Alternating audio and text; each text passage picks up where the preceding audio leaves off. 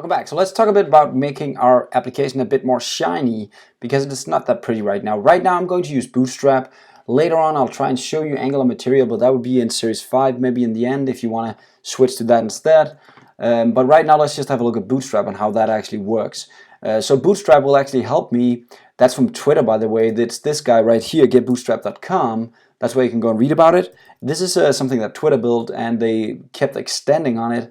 And it's if you go to documentation and you go to components right here, you can have a look at all the different components you have available inside Bootstrap. They provide so many great things and they're so much prettier than what we have right now.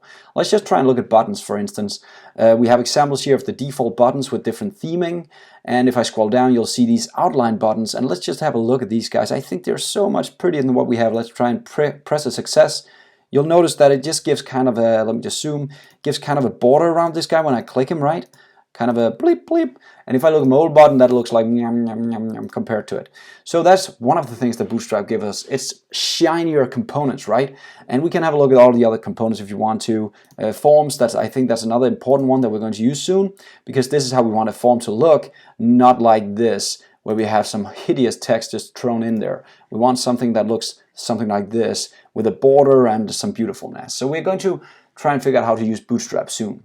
I want to add another thing about Bootstrap that it gives us is actually responsive design. Now responsive design just means that no matter what size my application is shown on, a phone, a tablet, a browser, a huge browser, it'll try and adapt itself and look the way it should. Now we need to write some code to make it perfect, but out of the box it's pretty powerful actually, just placing text in the right places, moving things around to make it easier to read on different devices, right? And we don't have anything of that right now. So right now our page is not responsive, meaning that if I put this on a phone, it would look even more hideous when I start adding more information.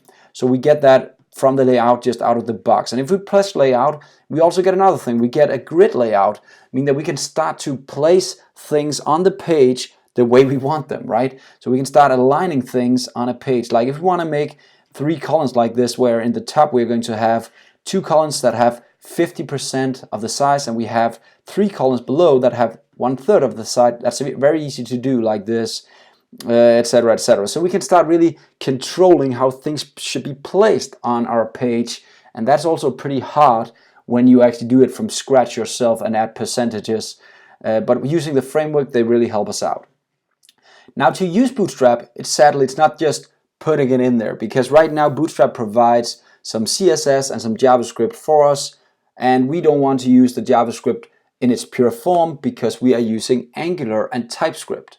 So the Angular team, they created a Bootstrap, an NG Bootstrap that kind of helps us here. And that's what we need to install in the next lesson. We need to install this guy so we can start using all the power of Bootstrap, but we need to also use we want to use the NG model, right? Because that's what we are using inside our code right now. We want to start using a lot of things that is not provided from the pure Bootstrap framework. We want to use the Angular powered Bootstrap framework. So we're going to do that, and they already prepared a lot of stuff for us, like the buttons. They still look the same, they just have the functionality from Bootstrap, and now we can use them inside Angular. Like this is the drop down, right? They look exactly the same. We have popover looking something like this, right? And everything is exactly the same except that it's wrapped, so we can start using it directly in our TypeScript code, directly inside our HTML files.